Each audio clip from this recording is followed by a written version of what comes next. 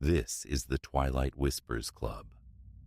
The sky dims, the wind stills, and somewhere between day and night, a story leans in to speak. These whispers aren't loud, but they stay with you. You've been invited. Lean in close and listen.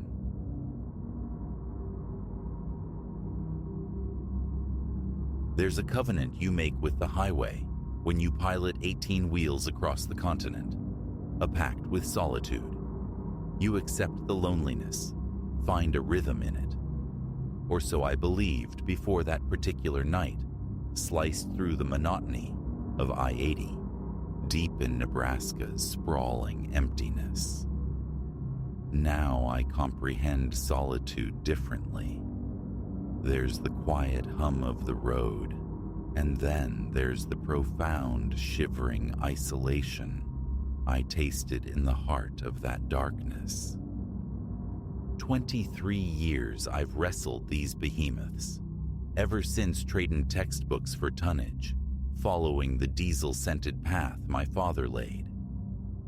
Coastline to coastline, borderlands north and south, I've navigated asphalt rivers through blizzards that blinded Montana and tempests that tried to swallow Florida whole.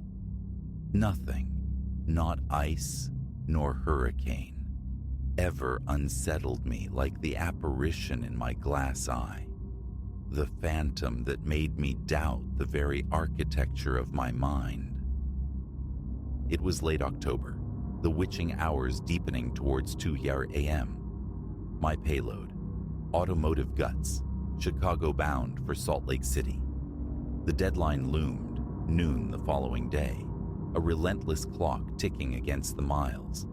Before me, the highway unspooled like a ribbon of void, punctuated only by the fleeting glint of shoulder reflectors. My Kenworth's headlamps carved a fragile tunnel through the absolute black, just enough illuminated tarmac to keep the beast rolling. Inside the cab, a manufactured warmth held the autumn chill at bay. A disembodied voice murmured from the radio, some graveyard shift talk show turned low, a thread of sound against the encompassing silence, the engine's resonant thrum, the percussive beat of tires crossing concrete seams. It was the long hauler's trance, that state of vigilant repose, mind tethered yet adrift. My hand found the thermos, a ritual gesture. The coffee inside was tepid, bitter, but caffeine was the currency of the night. 4 hours remained until the logbook demanded rest. The dashboard clock radiated a soft crimson. 2:17 a.m. And then I saw him. A habitual flick of the eyes to the rear view, a check ingrained by decades of lane changes, but the familiar rectangle reflected wrongness. A presence occupied the sleeper berth directly behind my seat. Cold dread slammed into my chest, a physical blow. The wheel jumped under my hand. The rig veered precariously close to the gravel verge before I wrestled it back. In the mirror's unwavering gaze, stark and undeniable, sat a man. Motionless, head canted slightly downward, clad in something dark, perhaps a jacket. The faint luminescence from my instrument panel sculpted his form from the shadows. My head snapped around, torso twisting against the seatbelt's restraint.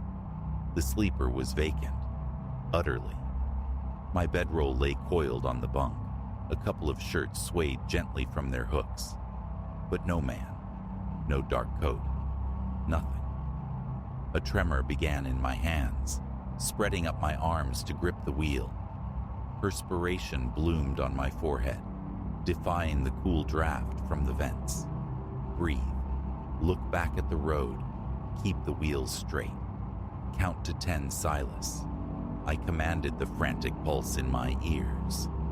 You're worn down, Road hypnosis. Your eyes are lying. I waited a full 30 seconds, the highway markers slipping past like phantom teeth. Slowly, deliberately, I lifted my gaze back to the rear view. He persisted, unmoved. Same posture, the bowed head, the indistinct dark jacket. Nuances emerged now. Close-cropped hair showing threads of silver, hands resting placidly in his lap. The image possessed an unnerving solidity. "This isn't real," I whispered, the sound thin and alien in the confines of the cab. "This cannot be happening." My fingers fumbled for the dome light switch. A sickly yellow glare flooded the interior. Again, I pivoted, scanning the space behind me. Empty. The sleeper remained stubbornly, demonstrably empty. Yet in the mirror, the figure sat on, untouched by the sudden illumination. My heart hammered a frantic rhythm against my ribs, drowning out the engine's drone.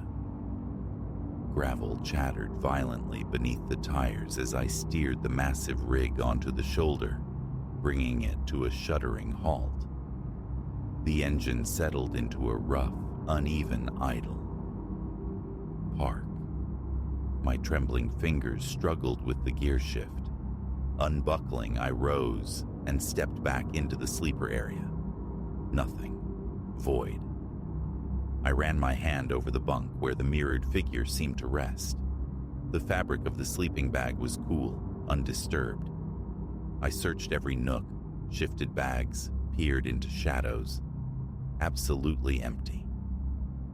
Returning to the driver's seat, I confronted the mirror. He hadn't budged. Patient. Waiting. "Who in God's name are you?" The question tore from my throat, ragged. Silence answered. No flicker of movement, only the bowed head, the clasped hands.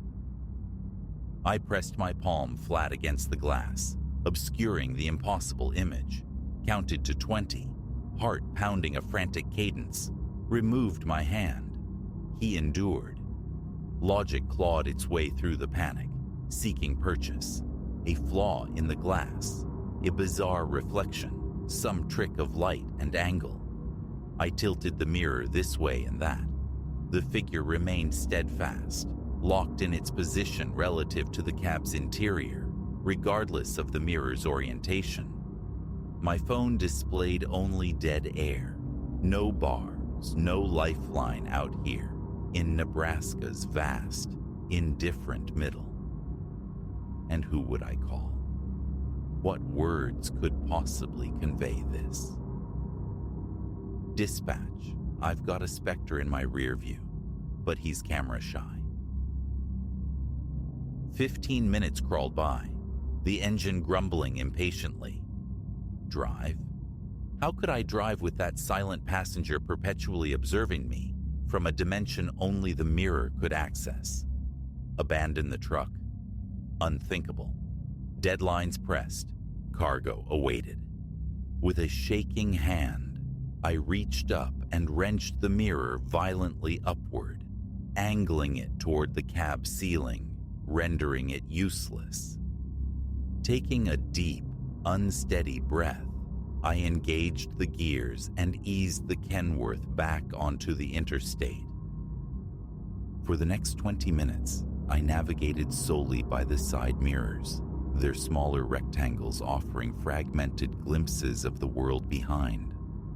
My skin prickled, the sensation of being watched an almost physical weight. Every few moments, an overwhelming compulsion surged. To glance up, to check the angled rear view, to know. The need became unbearable. At 3:05 a.m., my hand, seemingly acting of its own volition, reached up and readjusted the mirror to its normal position. My breath hitched, caught somewhere between lung and throat. He had shifted. His head was raised now. He was looking directly at me, his reflection meeting mine. I saw his face with chilling clarity, perhaps 60 years old, etched with the deep lines of time and weather, skin unnaturally pale. His eyes were dark pools that seemed to penetrate beyond the glass, beyond my own reflection, into me. His expression was utterly vacant, devoid of emotion, just that relentless, unwavering stare. A scream clawed its way out of me, raw and primal, filling the cab. The truck swerved again, tires protesting before I regained control. My chest felt constricted, air refusing to enter. A green sign materialized in the headlights. Exit 2 miles. I pushed the engine harder than I should have, knuckles white on the wheel, fighting the magnetic pull of that mirrored gaze. Yet I felt it, that steady, implacable scrutiny. The exit ramp led towards the faint glow of a tiny settlement, a lone gas station, a diner clinging to life beside it, a scattering of indistinct structures. The gas station itself was shuttered, but its overhead lights cast stark, sterile islands of illumination on the empty tarmac. I swung the rig into the lot, the hiss of air brakes loud in the pre-dawn stillness. One last look. I had to.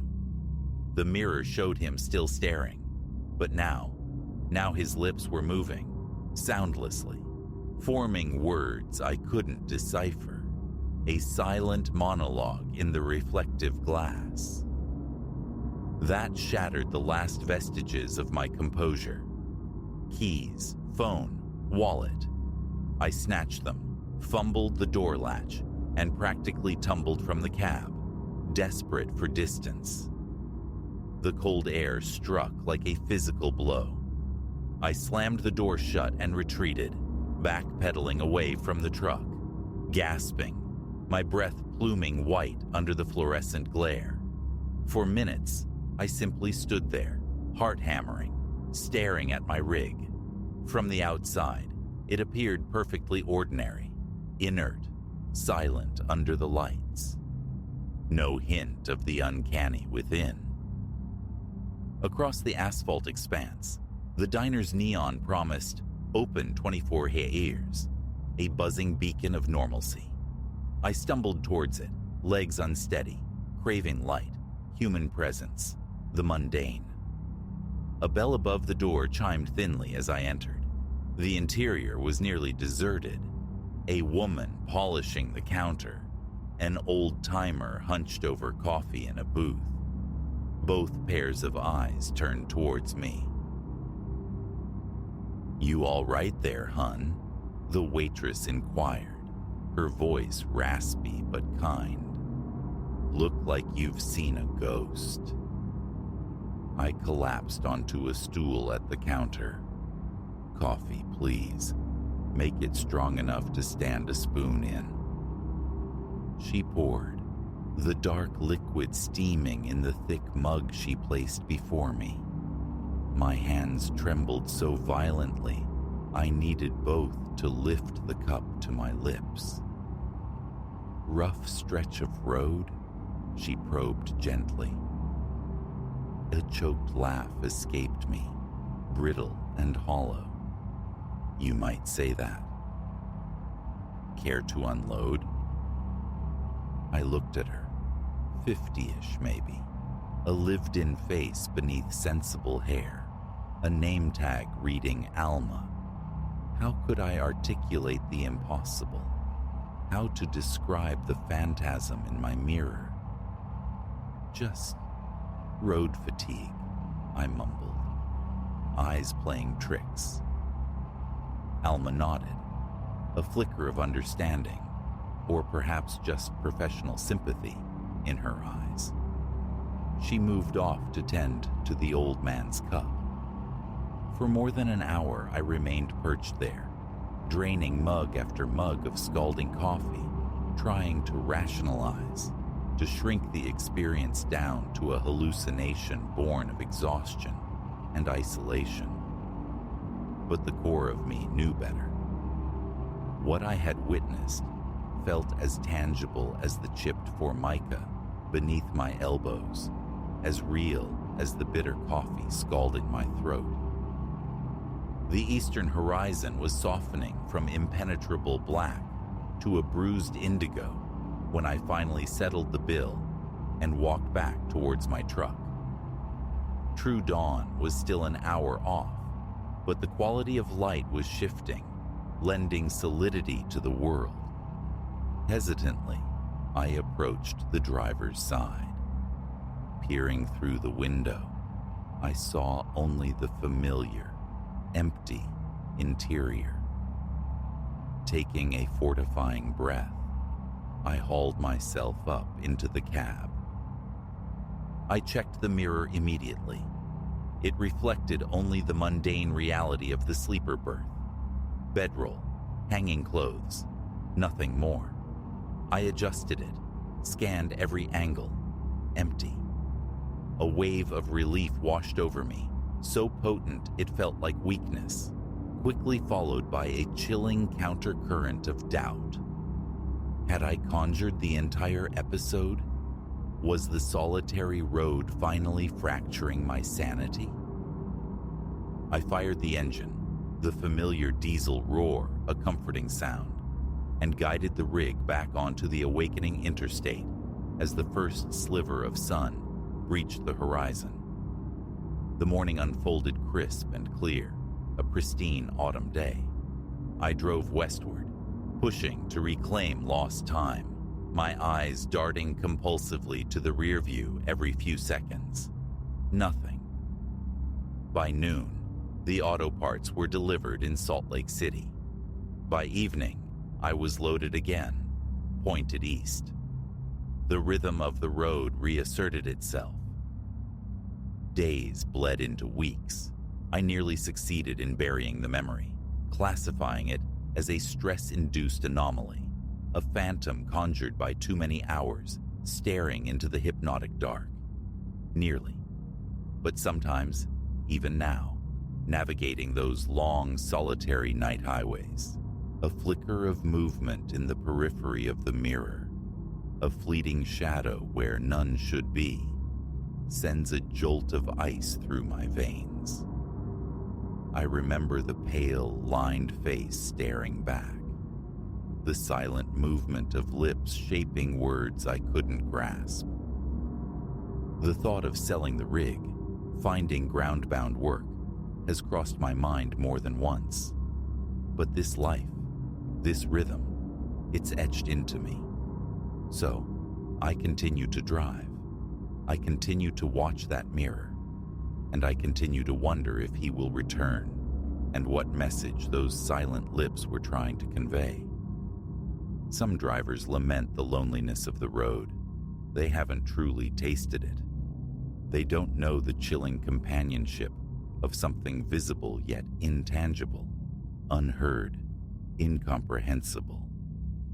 They don't understand the profound isolation of sharing your cab with the impossible. I still traverse the night, hauling freight across the sleeping land, but I'm more vigilant now about that mirror check.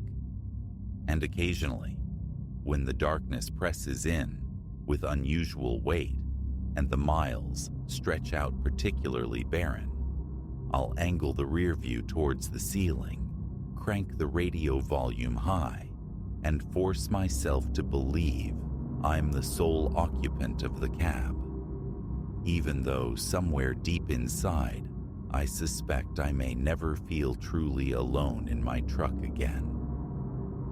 Last week found me rolling through Nebraska once more, that same unforgiving ribbon of I-80. Around 2 a.m., the old disquiet returned, the familiar insistent urge to check the glass. I fought it, resisted until the need became a physical ache. Finally, I looked. He was there, same initial posture, head lowered, hands folded serenely.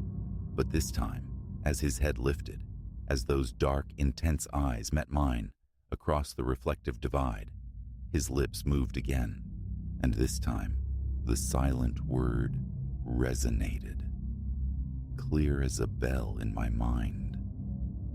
Brakes. Instinctively, reflexively, I stomped on the pedal, the air brakes hissing, slowing the massive rig dramatically. Not a heartbeat too soon. Caught in the sudden dip of my headlights, a large deer materialized from the darkness, bounding directly across my path. At full highway speed, the impact would have been catastrophic. Annihilation for the deer, devastation for my truck, and for me. When my frantic gaze flicked back to the mirror, he was gone. I haven't seen him since.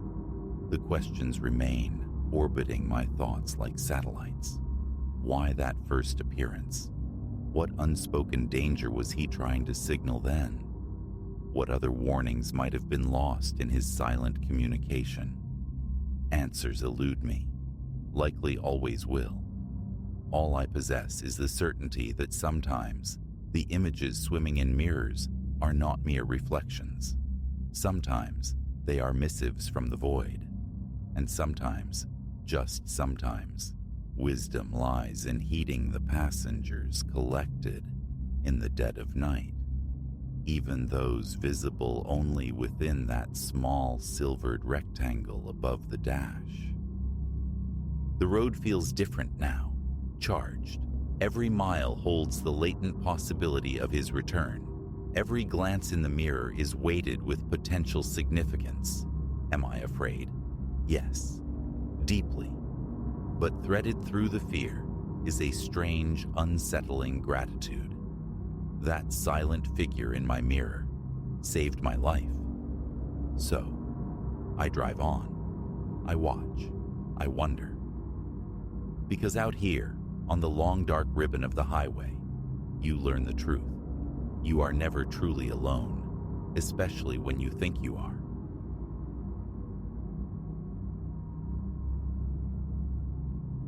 The clock face glows faintly. 2:17 a.m. It's an immutable point in the nocturnal cycle, the axis around which my nights now revolve. Not sleep, but a violent expulsion from it. My heart a frantic drum against my ribs before awareness fully dawns. This internal clock, set by terror months ago, never falters. Perhaps recounting the genesis, the precise moment the ordinary fractured, will shed light on why my own bedroom remains a landscape I can only survey from memory. My existence was solitary then, contained within the predictable geometry of a 2-story house in suburban Connecticut. A colonial, unremarkable in its white siding and stark black shutters, guarding its patch of manicured lawn. My chamber resided upstairs, its broad window a silent sentinel overlooking the familiar contours of the backyard, the dark tree line a ragged border against the sky. That pane of glass, previously just a conduit for light and air, held no significance until it became a threshold. The evening unwound in its usual unremarkable fashion. Drifting through the flickering narratives of televised escapism, I sought refuge in slumber around 11. Silence draped the house, punctuated only by the familiar groans and sighs of timber settling into the night. Sleep claimed me swiftly, a mercy I recollect with poignant clarity, for it was the last untroubled rest I would know. A trio of sounds, delicate yet distinct, pierced the quiet.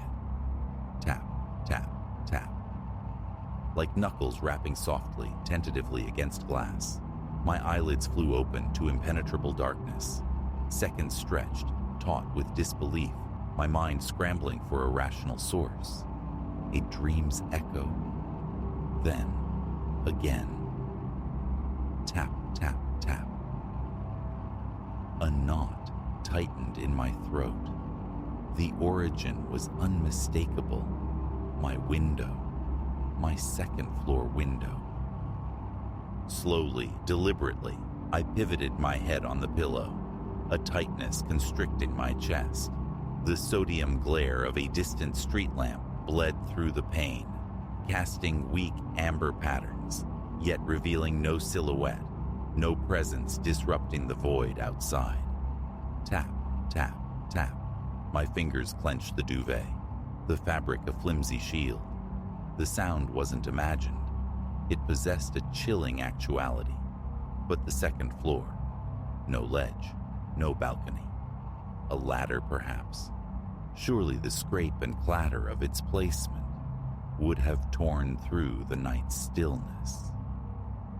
A cold sweat beaded on my skin as I levered myself upright, the thin cotton of my t-shirt clinging damply. The digital display on the bedside table confirmed the hour.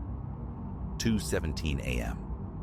An unnatural chill permeated the air, sharp enough that my own breath plumed visibly before me. The tapping resumed, altered, slower now, measured, as if the unseen visitor sensed my wakefulness, my attention captured. My bare feet met the glacial shock of the hardwood floor, limbs trembling as I rose. 10 feet separated me from the window, an expanse that felt suddenly vast. One step, another. The rhythmic sound ceased abruptly. Darkness yielded grudgingly as my vision adapted, revealing the familiar shapes outside. The gnarled silhouette of the old oak, the squat form of the shed, the dense phalanx of pines marking my property's edge. Nothing encroached upon the window itself. No one. Closer I crept, the frantic pulse in my throat nearly choking me. 5 feet, 4, 3. The glass presented as an ordinary dark rectangle within its white frame. No distorted face leered inward, no hands pressed against the surface. An absence profound and unsettling. Hesitantly, I extended a hand, my fingertips brushing the pane, ice cold. A preternatural chill far exceeding the ambient temperature, instantly blooming condensation where I touched. I pressed my face near, cupping my hands to shield against internal reflections, scanning the desolate yard from every conceivable angle, above, below, side to side. Only darkness, only emptiness. A long, shuddering breath escaped me as I stepped back. Imagination, perhaps? A stray branch, wind-tossed? Some nocturnal creature scrabbling? I turned, seeking the illusory safety of my bed, and then I heard it. Not tapping, but a slow, grating squeak. The sound of friction, of something being deliberately dragged across the glass surface.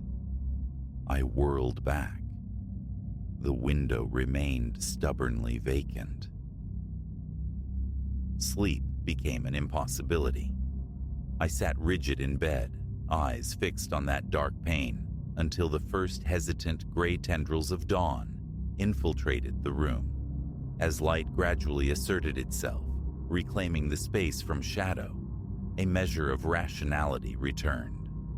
The night's terrors seemed absurd in the nascent light. My joints protesting from hours of tense stillness, I rose and walked to the window, telling myself it was foolishness. Everything appeared normal. I reached for the latch, intending to invite the crisp morning air inside. That's when I saw them, etched upon the inner surface of the glass. Fingerprints, unmistakably clear in the revealing light, yet impossibly wrong. They were inverted, spectral impressions, as if someone standing outside had pressed their fingers against the pane, and by some violation of physics, the prints had manifested inside. I stumbled backward, colliding with the bed frame. Dozens littered the glass, overlapping, chaotic. Some were full palm prints, fingers splayed. Others, solitary dabs, echoes of the tapping that had summoned me from sleep. Panic propelled me downstairs and out into the dew-kissed yard. I needed the external perspective. Craning my neck, I stared up at the second-floor window. The exterior glass was immaculate, devoid of marks, prints, any sign of contact. Back upstairs, heart hammering, I scrutinized the prints again. They were undeniably within the room. Tentatively, I touched one. It felt real, a faint oily residue on the cold glass, but not mine. The prints were larger, the whorls and loops unfamiliar, alien. My phone's camera captured the impossible evidence. Then, I called the police. 2 uniformed officers arrived, their expressions shifting from professional concern to thinly veiled skepticism as my story unfolded. They examined the window, the yard, searching for footprints, disturbed ground, the telltale marks of a ladder. Nothing. Could someone have gained entry? One asked, his tone implying the obvious rational explanation. Left the prints from inside? I shook my head, reiterating the locked doors, the secured windows, the utter silence of the house prior to the tapping. They documented my statement, took their own photographs, and departed with promises of increased patrols, leaving me with the suffocating weight of their disbelief. How could they believe? It defied reason. The rest of the day was a frantic, futile effort to erase the spectral evidence, scrubbing, wiping, applying solvents. Yet some prints resisted, ghosts embedded in the very substance of the glass. That night, I retreated to the sofa downstairs, seeking refuge on the ground floor. But at the inexorable hour of 2:17 a.m., I awoke. Tap, tap, tap, emanating this time from the living room window. I lay paralyzed, listening as the sound migrated, a chillingly methodical circuit of the first floor, window by window. It reached the front door, paused. The ensuing silence stretched, thick with menace. The handle remained still. No attempt at forced entry. Yet morning revealed a fresh constellation of inverted fingerprints, adorning the inside of every ground floor window, and even the interior surface of the front door itself. A locksmith fortified the house with new high-security locks. Cameras sprouted, surveilling every exterior angle. Motion sensors guarded each window. A professional security service monitored the feeds around the clock. It made no difference.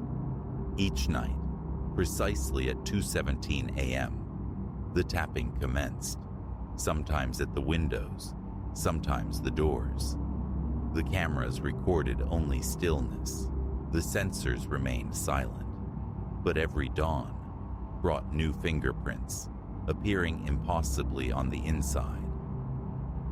Fleeing my home offered no escape. Hotel rooms, regardless of the city or the floor height, became temporary stages for the same nocturnal ritual. 2:17 a.m. The familiar tap, tap, tap against the glass. Morning, the spectral fingerprints on the interior pane. I sought answers from physicians, endured psychological evaluations, submitted to sleep studies. All tests returned normal. The doctors acknowledged the physical reality of the prints. They weren't figments of a fractured mind, but offered no explanation. One night, roughly a month into this relentless siege, a desperate resolve hardened within me. I would confront it. I sat waiting in my original bedroom, the source point of the terror. As 2:17 a.m. arrived, heralded by the familiar tapping, I rose and walked directly to the window. Without hesitation, I pressed my palm flat against the cold glass. The tapping ceased instantly.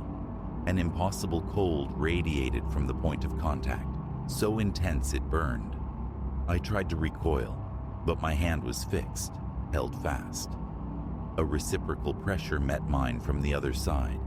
Though nothing was visible beyond the glass, I felt it. A hand, mirroring my own, pressing back. The pressure intensified, the glass groaning as if nearing its breaking point. Then, a horrifying new sensation. Incorporeal fingers seemed to phase through the solid barrier, intertwining with my own, cold, firm digits wrapping around my hand from within the impossible space beyond the pain. With a strangled cry, I wrenched my hand free, stumbling backward to the floor. My palm was numb, coated in a thin layer of frost, and there, stark against my skin, was a perfect inverse impression of another hand. Not a mark upon the surface, but seemingly pressed into the flesh, like a brand or a scar. The phantasmal mark faded over several days. The tapping, however, did not. It persists, an unwavering nightly appointment at 2:17 a.m., wherever I may be. The fingerprints continue their silent, impossible appearance. Adaptation is a strange form of surrender. My life has inverted. I sleep fitfully during the daylight hours and keep vigil through the night. Sometimes the thought surfaces, a dark allure, to press my hand to the glass again, to allow those cold fingers to fully entwine, to let whatever waits beyond pull me through to its realm. Perhaps understanding lies on the other side, but the fear holds stronger than the curiosity. So, I wait. Each night, I listen for 2:17 a.m. I hear the tapping. I watch, though I try not to, as new prints bloom on the inside of the glass. And I wonder how many others share this vigil, listening to the same soft insistence, finding the same inexplicable vestiges in the morning light. I understand the resonance of madness in this narrative. Told by another, I too would dismiss it. Yet, every syllable is truth. Should you ever be startled from sleep by that soft, rhythmic tapping against your window, even nestled high in the presumed safety of a towering skyscraper, avert your gaze. Do not approach. Do not touch the glass. Pray that any marks you find upon waking are confined to the exterior, because once they manifest within, they are immutable. And the entity that leaves them will return, night after night, its spectral fingers reaching, patiently waiting for the moment you finally reach back. I hear it now, the familiar cadence. 2:17 a.m., punctual as fate. Tonight, it's the expansive window of my office, 30 floors above the sleeping city. I will not look. I never look anymore. But I know with chilling certainty that come morning, fresh prints will reside on the inner surface of the glass. Spectral hands reaching from the unknown, waiting for the night I lack the strength to resist their silent invitation.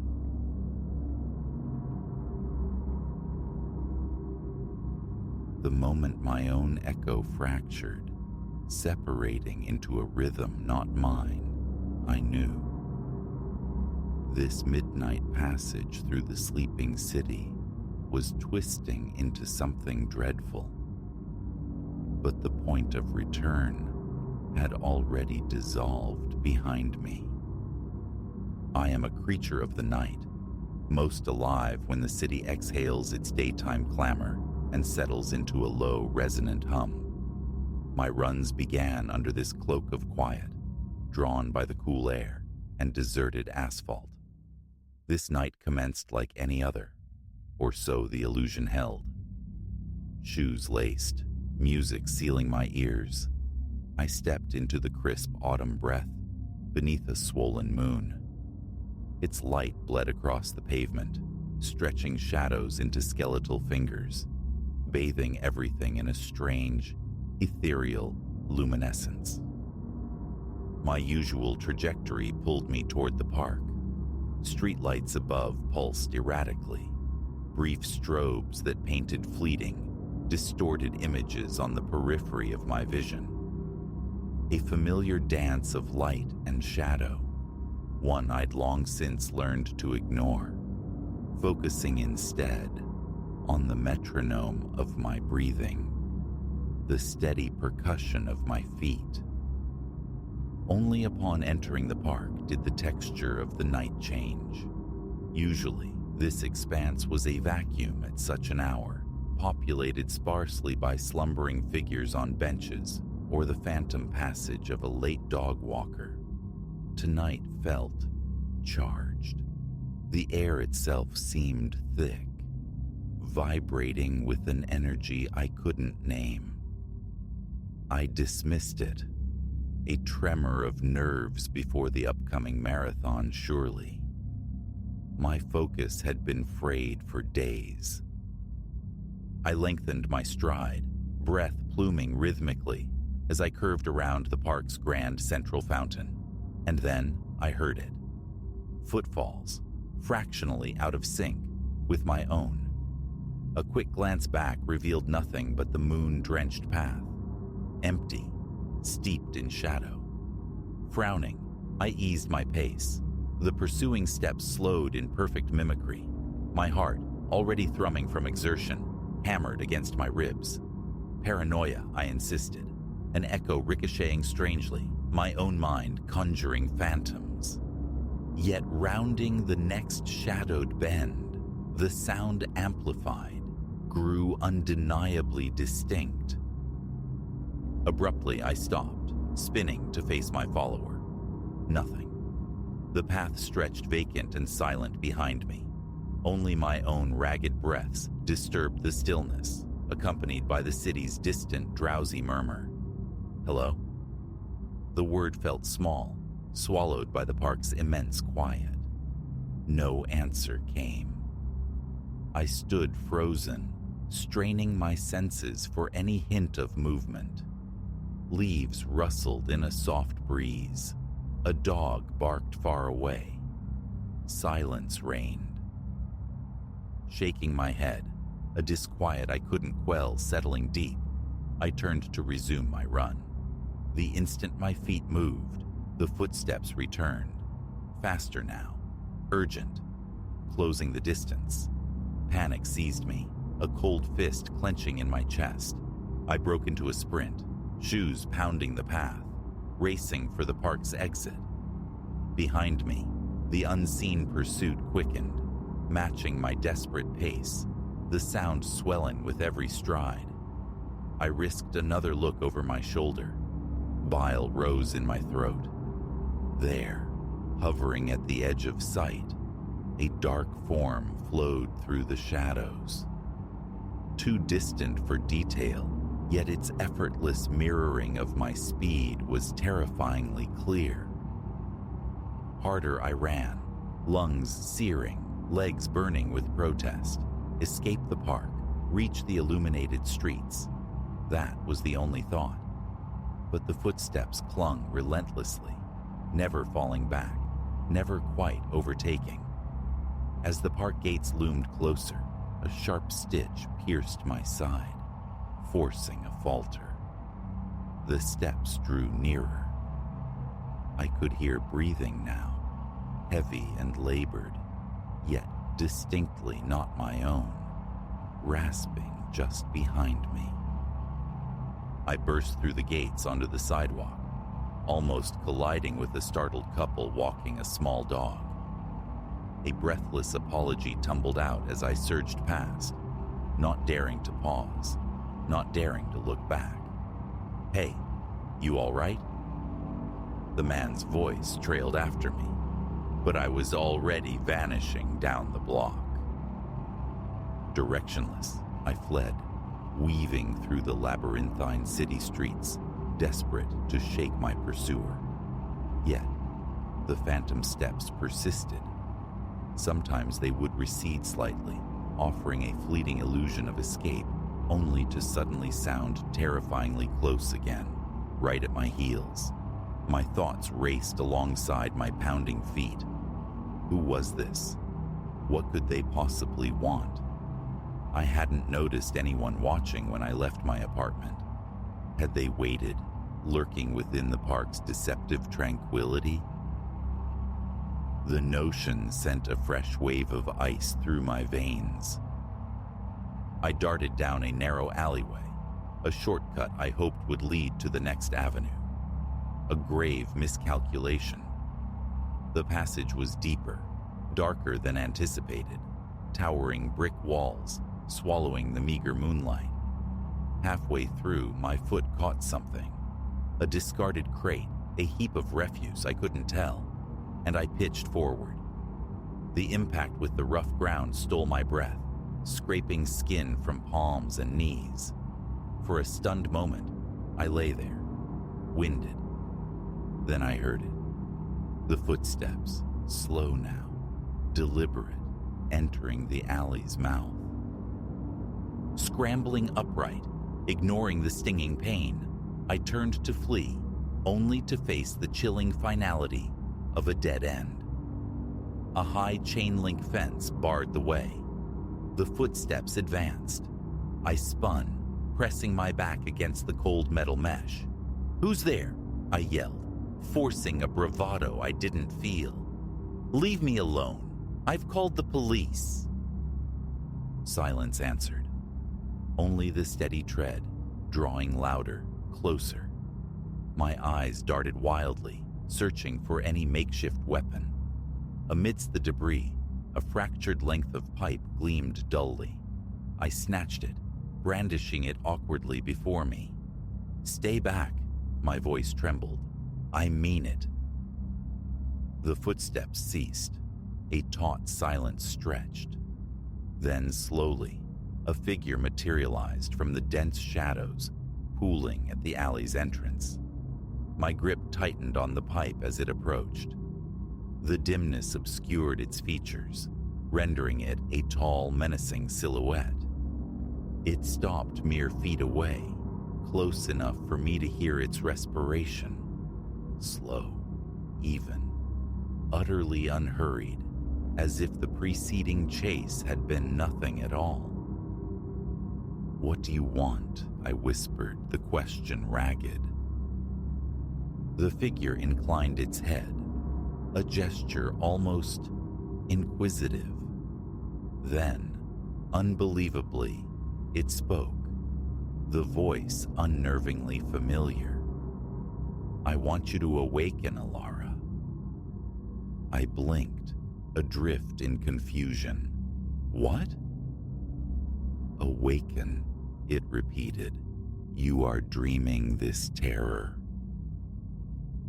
Abruptly, the alley began to shimmer, its edges blurring, the brick and asphalt losing substance.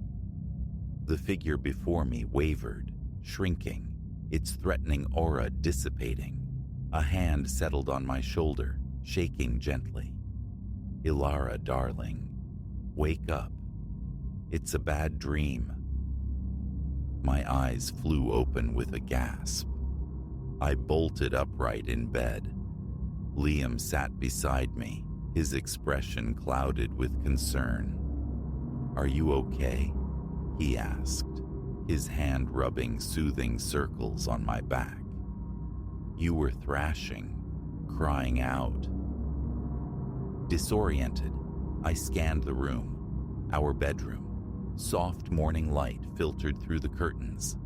No suffocating alley, no relentless pursuer, only the solid, familiar comfort of home. Nightmare, I managed, my voice raspy. Running, something chasing me. Liam drew me into an embrace. "Shh, it's all right," he murmured against my hair. "You're safe now. Just a dream." As my frantic pulse began to subside, I nodded, releasing a shaky breath. "Yeah, just a dream." But as Liam rose to make coffee, a residue of unease clung to me, cold and persistent. The nightmare had felt utterly real, viscerally vivid. Those phantom footfalls still echoed in the chambers of my mind. Slipping out of bed, I went to the window, parting the curtain to gaze at the quiet street below. Everything appeared mundane. Dog walkers strolled, early joggers traced their paths, a delivery van rumbled past. Then, for an infinitesimal second, my breath caught. A figure, standing stock still on the opposite sidewalk, looking directly up at my window. I blinked, and it was gone. Just my imagination, I told myself firmly, letting the curtain fall back. Leftover fear, the dream's lingering shadow. Yet, turning away from the window, the conviction felt hollow. Because for that fleeting instant, the figure had seemed known. It resembled the silhouette from the alley. I shook my head, attempting to dislodge the final tendrils of sleep and terror. It was only a dream, I repeated silently. Only a dream. But deep within, a small cold kernel of doubt remained. And as I walked toward the kitchen, toward Liam and the promise of coffee, I found myself listening, intently listening, for footsteps that were not my own.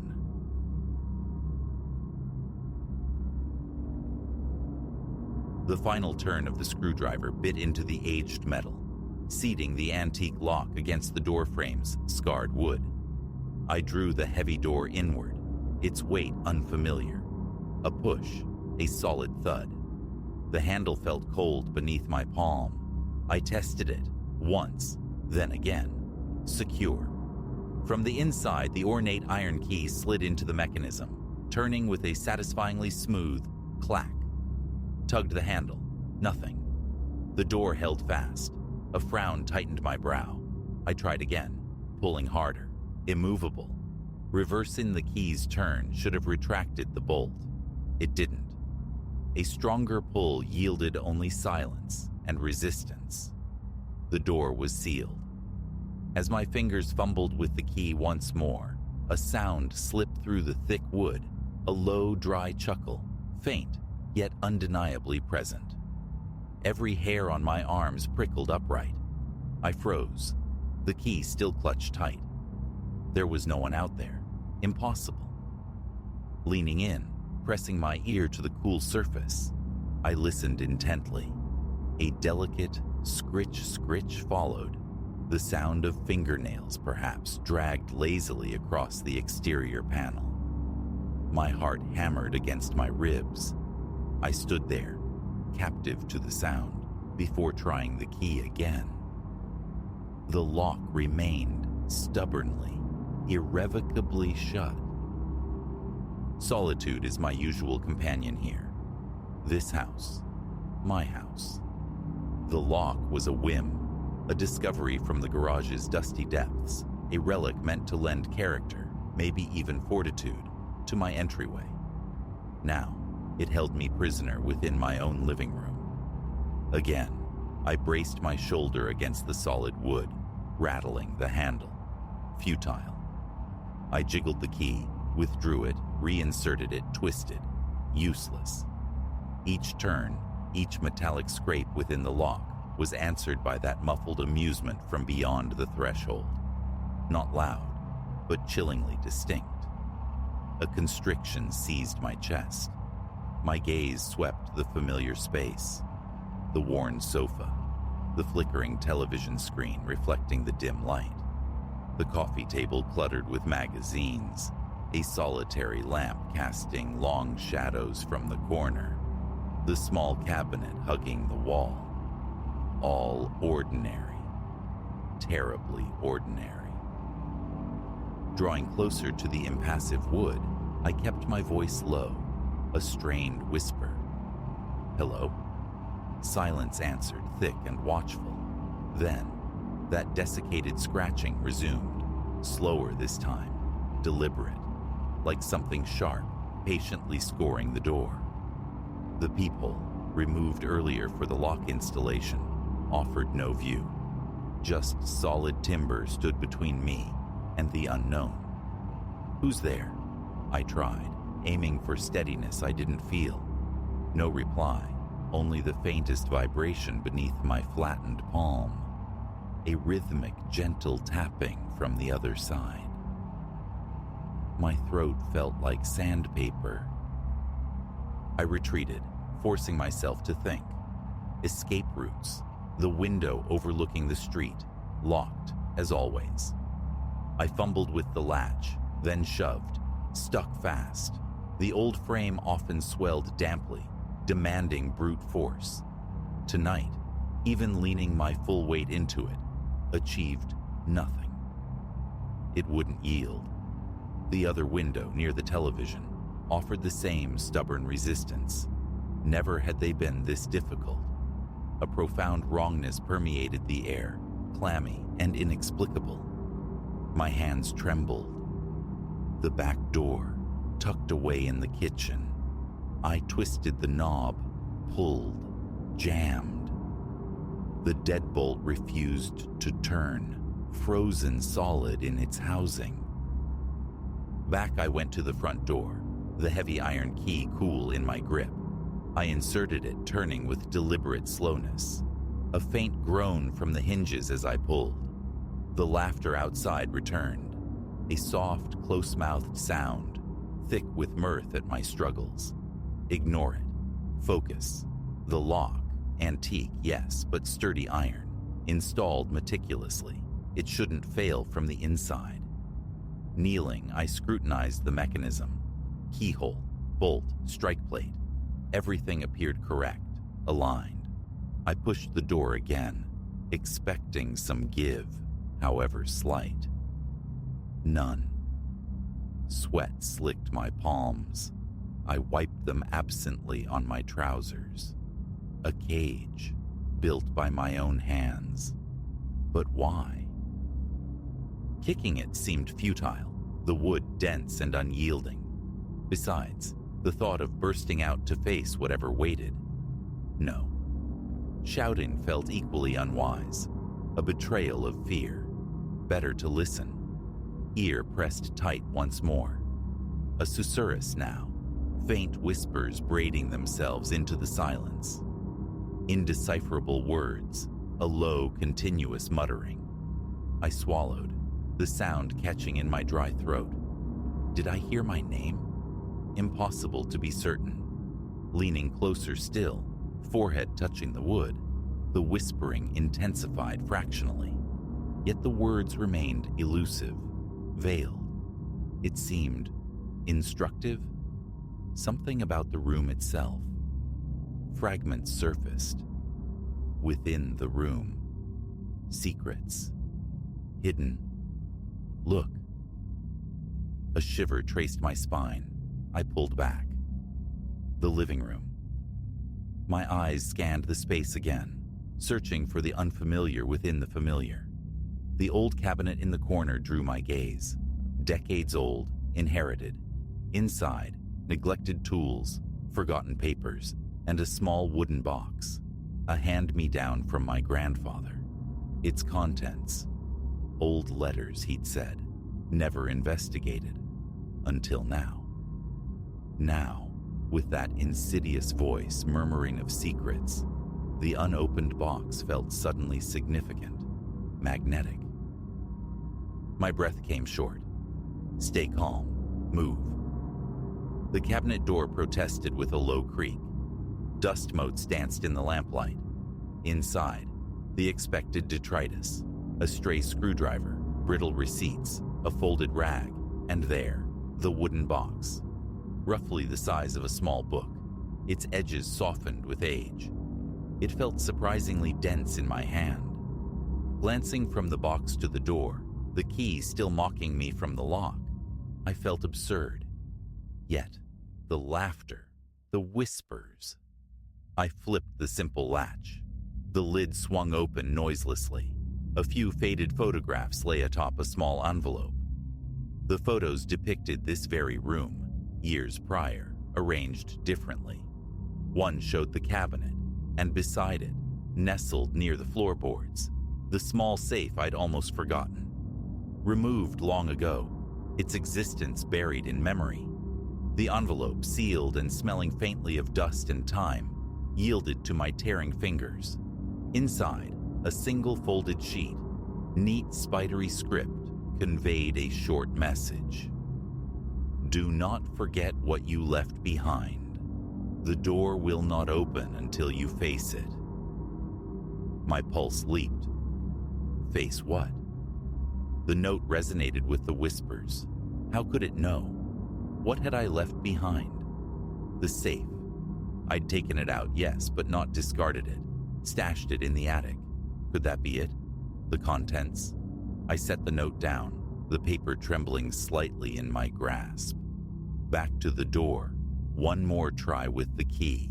Slow turn. The laughter breathed against the wood, then abruptly ceased.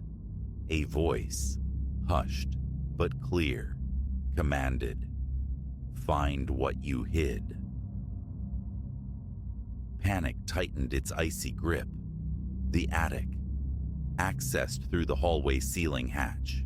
A chair dragged from the dining area provided the necessary height. Pushing the hatch open sent a cascade of dust raining down, stinging my eyes, catching in my throat. A heave, and I scrambled awkwardly into the dim, stifling space above. My phone's beam cut through the gloom, illuminating stacked boxes, spectral shapes of old luggage, broken furniture, and there, in the farthest corner, coated in grime, the familiar metal cube, the safe. Crawling carefully across the joists, I reached it.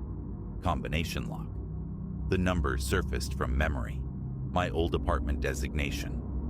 The tumblers clicked. The handle turned. Inside, a sheaf of papers, brittle documents and items I barely recalled saving. A shattered wristwatch, a set of unlabeled keys, and another sealed envelope. This one I tore open immediately. Another note. Terse. Show them what you hid. Put it in plain view. Show who? Confusion warred with rise and dread. The objects felt alien. I switched off the flashlight, plunging the attic into absolute blackness. From below, a faint creak, as if the unseen presence was testing the boundaries. Light back on. Heart pounding, I scrambled back to the hatch and descended, knees weak. Back in the living room's unsettling tableau, I emptied the safe's contents onto the coffee table. Old rental agreements, my birth certificate, yellowed bank statements, mundane history, the broken watch, the anonymous keys. Show them what you hid. What did it mean? On a whim, I tried the strange keys in the front door lock. None fit. Perhaps proximity was required. I arranged the papers, the watch, the keys on the floor near the threshold. Waited. Silence. Tried the lock again. Still jammed. The whispering returned. Louder now. Insistent. The words clearer. Not those. The secrets in the room. Inside.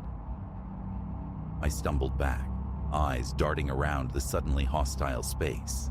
Couch, table, TV stand, cabinet, lamp. Under the cushions yielded only loose change, a lost pen. Flat on the floor, peering beneath the sofa, I found dust bunnies and a forgotten box of photographs. Old gatherings, faces faded from memory, colleagues from jobs long past. Unease churned as I flipped through them. The voice outside murmured again, incomprehensible. I placed the photo box atop the coffee table, exposed. To the door again, key in the lock, a fractional give this time. The latch seemed to shudder. Hope flared, cold and sharp. I pulled the handle, still stuck, but a new sound emerged, a low whisper, intimate, resonant. Show everything. Understanding dawned, cold and absolute. It demanded exposure. Every hidden piece of my past housed within these walls. I flung open the cabinet, pulling out every last item, lining them up beside the photos and safe contents. Receipts, tools, the wooden box with its cryptic messages. From a small side closet, I dragged out boxes dusty with neglect. Old clothes, bundles of letters tied with faded ribbon, forgotten notebooks. I spread them across the sofa, the table, the floor. Panting, sweat cooling on my neck, I surveyed the chaos. My living room dissected, my history laid bare.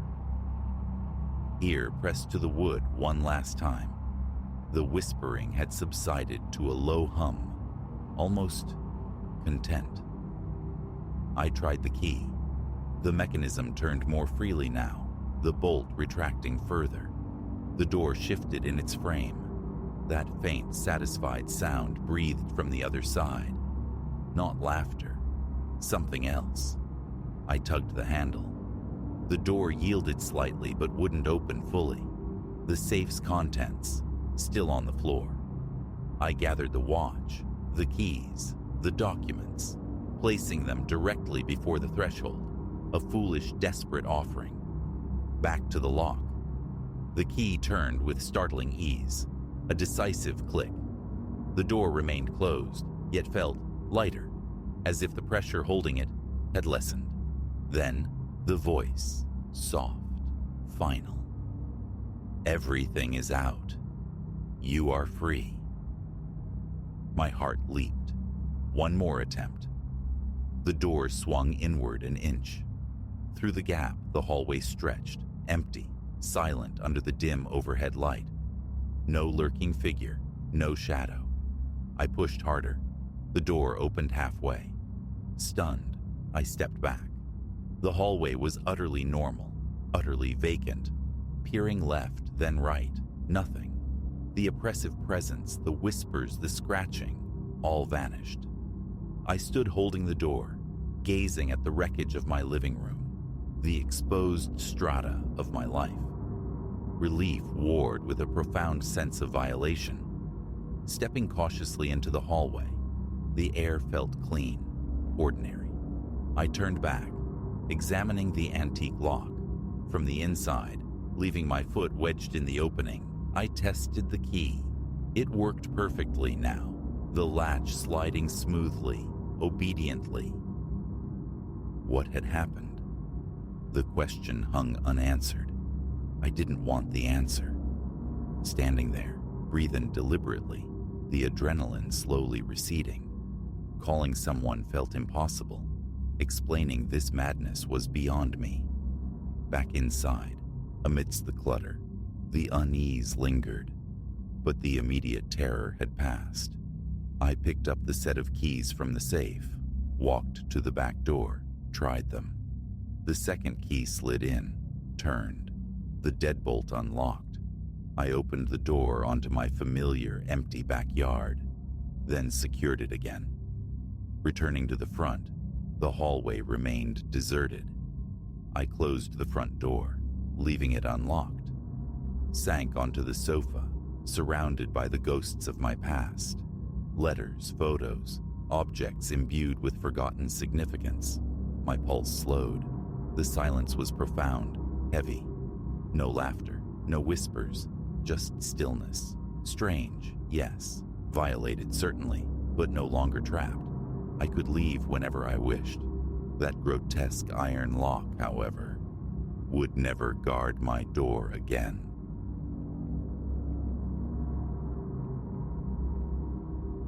The city's final exhalation, the last train snaking through its subterranean veins. Deep beneath the slumbering concrete and glass, the carriage swayed, a near-vacant vessel, adrift in the late-hour quiet. Scattered souls occupied the plastic seats, each cocooned in solitude. Exhaustion pressed heavy on Ilara. The day's demands had bled into night, leaving only the bone-deep desire for home, for the oblivion of sleep. She sank onto a seat near the car's center, the rhythmic flicker of the overhead fluorescence a weak pulse against her closed eyelids. A moment's surrender, leaning back into the worn upholstery. When her eyes opened, the stillness was broken, not by sound but by sight. Across the aisle, angled slightly down the car, a figure sat unnaturally immobile. His gaze, direct and unwavering, pinned her. It wasn't idle curiosity. It felt weighted, deliberate, a focused beam in the dim carriage. He wasn't fidgeting, wasn't lost in a phone's glow, wasn't even pretending to look elsewhere, just staring. Ilara wrenched her eyes away, a familiar city dweller's reflex kicking in. Ignore it, he's just zoned out. Yet, each furtive glance confirmed the chilling persistence. His eyes, dark and unblinking, remained locked on hers. Unease prickled beneath her skin, a cold counterpoint to the train's stale warmth. Late nights bred strangeness, she reminded herself, clinging to normalcy. She shifted, turning her shoulders slightly, presenting a less inviting profile, a silent plea for disinterest. But the reflection ghosting across the grimy window told a different story. His image floated there, a spectral passenger whose eyes never left her. His face held a disquieting quality. Not quite a smile, yet the corners of his mouth were upturned in a faint, unsettling crescent. It hinted at some private amusement, a predatory curiosity enjoying her discomfort. The train rattled onward, each screech of metal on metal amplifying the tension. Ilara fixed her gaze on the scuffed floor, tracing patterns in the grime, attempting a mental retreat. But an insidious certainty grew. He felt closer. Though rationally she knew he remained seated, an invisible proximity tightened around her. She began a silent countdown of stations, calculating the minutes until her escape. Then, the error. She looked up. He had moved, one seat nearer. The shift was subtle, a slight re-angling of his body, yet utterly unmistakable. And the eyes, those relentless eyes, still held her captive, the ghost smile deepening fractionally. A visceral thrum started in her chest, adrenaline surging, screaming, "Move, get out!" But the carriage offered no sanctuary, only her, him, and a few distant figures oblivious in their own late-night haze. The next stop, she decided instantly, not hers. But it didn't matter. Wait on the platform, walk, anything. As the train decelerated, brakes hissing, she rose. Simultaneously, he stood, panic, cold and sharp, pierced through her. Mind racing. Don't show fear, don't react. She stared resolutely ahead, projecting a composure she didn't feel, hoping indifference might be her shield. The doors sighed open. Ilara stepped onto the platform with forced casualness, angling towards the exit stairs. Behind her, footfalls echoed, measured, deliberate, his. A sideways glance, masked as a casual survey of the station, confirmed it. He was there, mere paces behind, that disturbing half-smile fixed, unwavering. Fear became a physical thing, trembling at her hands, accelerating her pulse. The urge to bolt was overwhelming, but the fear of drawing attention, of escalating the unknown, held her to a brisk walk. Each backward peak revealed his continued presence, mirroring her pace, his gaze an invisible tether. She spotted another entrance, a different line, a chance to dissolve into movement, into anonymity. Down the tiled steps she hurried, the echo of his pursuit sharp against the subterranean acoustics. He followed. She tried weaving through the sparse scattering of late travelers, seeking refuge in faint clusters of humanity, but it was useless. He tracked her with unnerving precision, a predator locked onto its quarry. Where she went, he appeared, a silent, watchful shadow. Panic tightened its grip. Is he just playing games? Will he tire? But instinct screamed otherwise. His movements, his unwavering focus, resonated with something deeply menacing. Another train arrived. Ilara slipped into a seat near the front, praying for invisibility. The doors clamped shut. The train lurched forward. And there he was. Several rows back, settled once more into that posture of intense observation, the smile a permanent fixture. Subtlety dissolved. She stood abruptly, walked the length of the car, and planted herself by the opposite doors, gripping the pole. Back deliberately turned. She refused to look, refused to grant him the satisfaction of her fear. Yet, she felt his gaze, a palpable weight on her shoulders, prickling the back of her neck. The train slowed again, her mind a frantic scramble for options. Staying aboard felt like consenting to an unknown destination, dictated by him. A decision coalesced. The instant the doors parted, she fled. No hesitation, just pure flight up the station stairs, the sound of his footsteps close behind, faster now, urgent. Her breath tore in her throat, heart slamming against her ribs, the world reduced to the desperate need for escape. She didn't care about appearances, about the blur of faces she passed. Only distance mattered.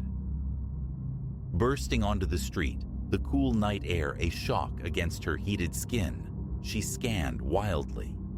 Across the road, a convenience store glowed, a beacon of fluorescent light. She sprinted towards it, a final glance confirming his presence on the sidewalk she'd just vacated. He watched her run, watched her reach the door, but he didn't follow her inside.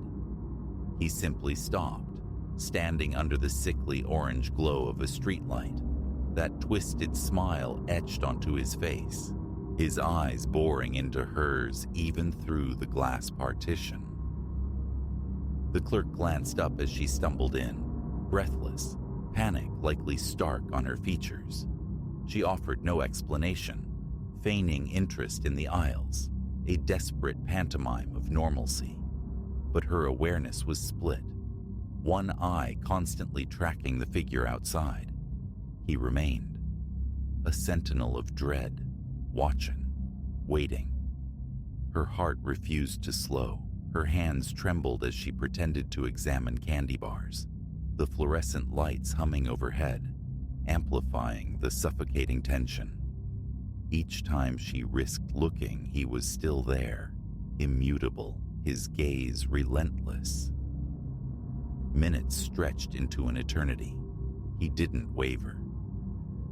Finally, gathering the frayed edges of her courage, Ilara approached the counter. In hushed, hurried tones, she explained about the man, the following, the staring. The clerk listened, his expression turning serious, nodding slowly. He offered refuge, sanctuary, until the watcher departed, offered to call someone. A fragile tendril of relief unfurled within her, an ally, however temporary. Together they waited, Two strangers united by circumstance under the harsh, sterile lighting, observing the silent figure beyond the glass. He lingered a few minutes more, a statue carved from urban shadow. Then, abruptly, without preamble, he turned and melted back into the night from which he seemed to have emerged. Ilara remained inside long after he vanished, peering into the darkness, assuring herself the threat had truly dissipated. When she finally pushed the door open and stepped back onto the pavement, the tremor hadn't left her hands. The frantic rhythm still echoed in her chest. An escape, yes, but the encounter felt like a brand, invisible yet searing. Weeks have bled into one another since that night, yet the memory remains vivid, visceral. Every late train journey is haunted. Every lingering gaze from a stranger sends that same icy chill down her spine. Who he was, the reason for his silent, terrifying pursuit, remains an unnerving void. But the image of his eyes, the profound wrongness of that smile, those follow her still, long after his physical presence dissolved into the city's shadows.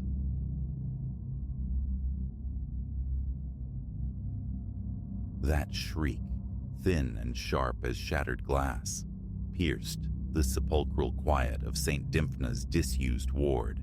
It froze me mid-step, the beam from my torch quivering across the ruinous corridor like a captured nerve. Lena, night attendant, 3 years pacing these shadowed halls, thought herself inured to the asylum's nocturnal chorus. But this wasn't the usual spectral moaning or the rattle of a loose pipe. This sound clawed its way from something raw, something terribly alive. Investigating it, I see now, was stepping off a known path into a labyrinth crafted from nightmare. St. Dymphna's retreat had claimed 3 years of my nights, long shifts punctuated by medication trolleys and the soft sigh of sleepers. Routine was the balm against the building's inherent unease. Yet, lately, whispers slithered among the staff.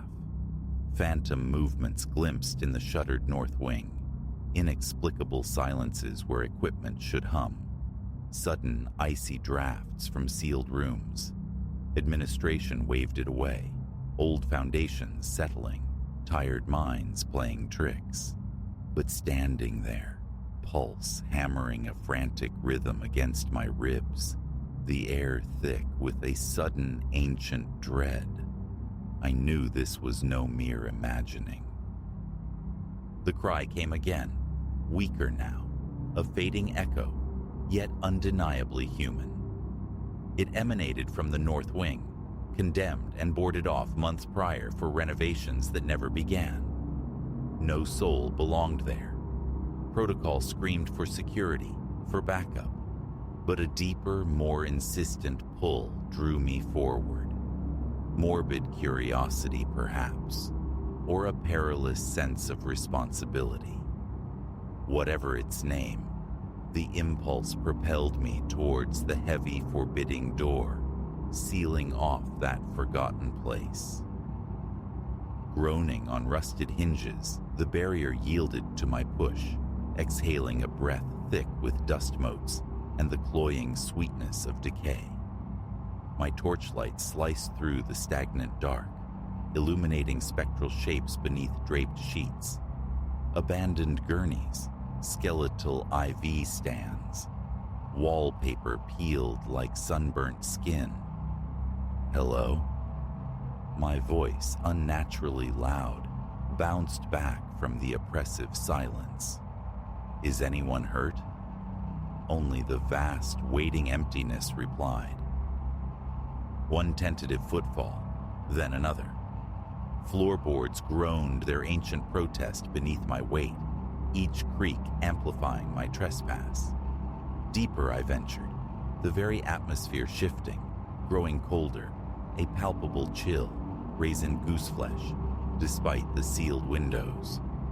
My torch sputtered, its light dimming ominously, a silent curse for the forgotten batteries. Just as retreat seemed the only sane option, I heard it. A low, choked whimper leaking from beneath a door partway down the hall. My heart became a frantic bird beating against my ribs. I nudged the door, the screech of corroded metal scraping the silence. "Hello?" I whispered this time. "My name is Lena. I'm staff. Let me help you."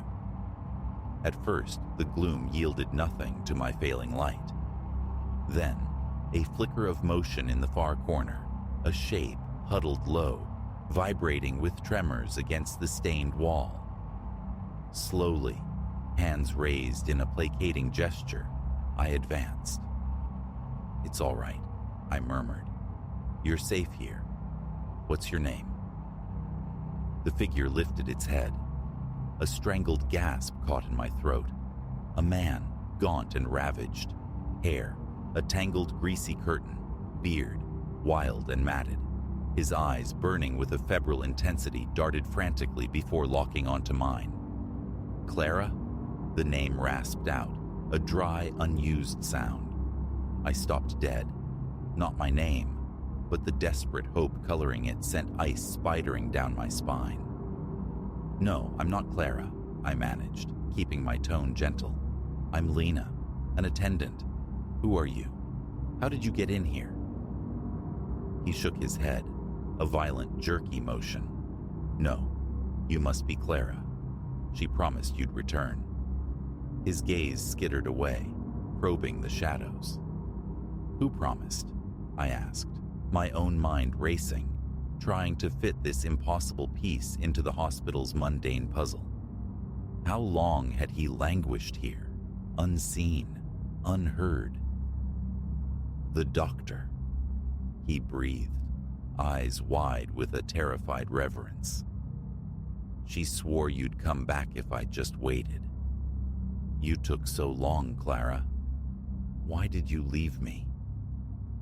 A cold dread began to coalesce in my gut, a flicker of recognition, agonizingly incomplete.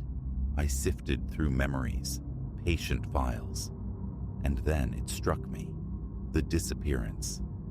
6 months back, just before this wing was sealed, a patient vanished, presumed escaped, swallowed by the city outside. The police files gathered dust. But he hadn't escaped.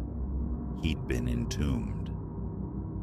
"Arthur," I breathed, the name surfacing from the depths of a forgotten report. "Arthur Finch?" His eyes snapped back to mine, widening. "You remember?" A cracked, almost ecstatic grin split his face. I knew it. I knew Clara wouldn't abandon me. Taking a steadying breath, I fought to keep the tremor from my voice. "Arthur, listen. I'm not Clara, but I am here to help. We need to get you out of this place. You need proper care." His fragile elation shattered. "No," he insisted, shrinking back. "Can't leave." She said, "Stay. It's not safe. Out there." "Who told you that, Arthur?" I pressed, already fearing the answer forming in the pit of my stomach. "Dr. Morrow," he whispered, glancing fearfully towards the door. My blood turned to ice water. Dr. Althea Morrow, head psychiatrist of this very wing before its closure, retired abruptly, just after Arthur Finch vanished. "Arthur," I said, choosing my words with care.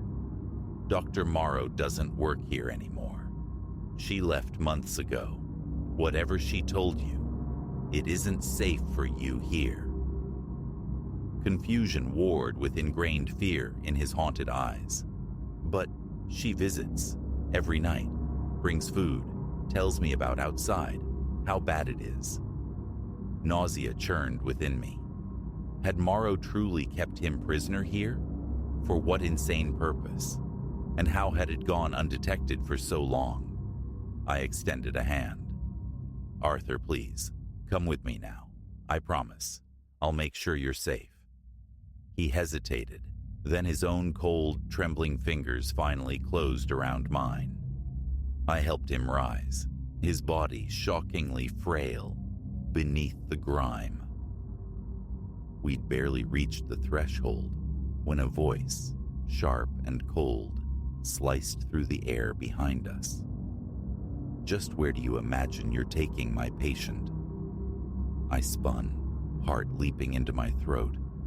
Emerging from the deepest shadows stood Dr. Morrow, but not the composed professional I remembered.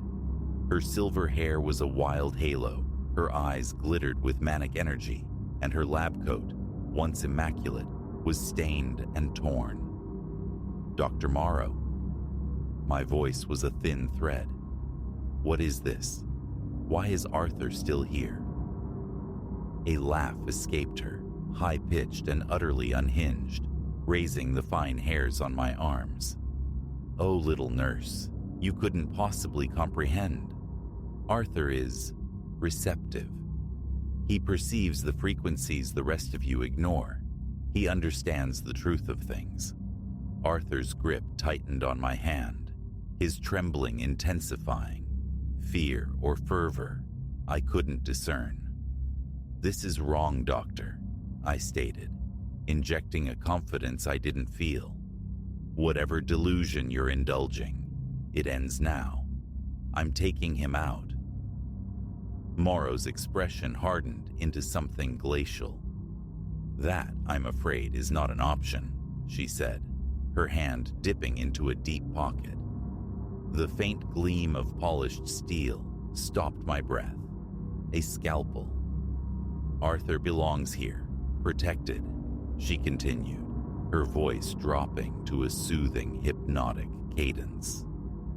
And now that you know, you'll have to stay as well. Don't fret. Enlightenment comes to everyone eventually. You'll see the truth, just like Arthur. She advanced, the scalpel held high. Instinctively, I yanked Arthur back towards the corridor. Panic clawed at me, searching for an escape from this sudden waking nightmare. Then, salvation, unexpected as grace. Heavy footsteps echoing down the main hall, the rhythmic jangle of keys, the security guard on his rounds. Help! The scream tore from my lungs, reverberating off the decaying plaster. In here! Security, help us! Dr. Morrow's eyes widened, a flicker of pure panic crossing her face. She lunged, but adrenaline lent me speed. I slammed the heavy door shut, bracing against it with all my weight, as she hammered furiously from the other side. Boots pounded closer, shouts erupted, and suddenly other hands were there, pulling Arthur and me away from the besieged door. The ensuing whirlwind, uniformed figures wrestling Dr. Morrow into restraints, medics murmuring over Arthur, the stark beam of police flashlights cutting through the gloom, left me reeling, adrift in shock. As they gently guided Arthur away, his gaze met mine one final time. The terror remained, yet beneath it, a fragile spark flickered, recognition perhaps, or the first hesitant dawn of lucidity. What follows will be a deluge of inquiries, reports, the inevitable legal fallout. But sitting here now, the sterile light of the security office harsh on my eyes as I recount the night's events, a chilling disquiet lingers beneath the relief. Because the true horrors of St. Dymphna's, I now understand, aren't always confined to the patient wards. Sometimes they wear the masks of healers, and in this place, perched precariously on the edge of reason, the line separating caretaker from captive is terrifyingly thin indeed.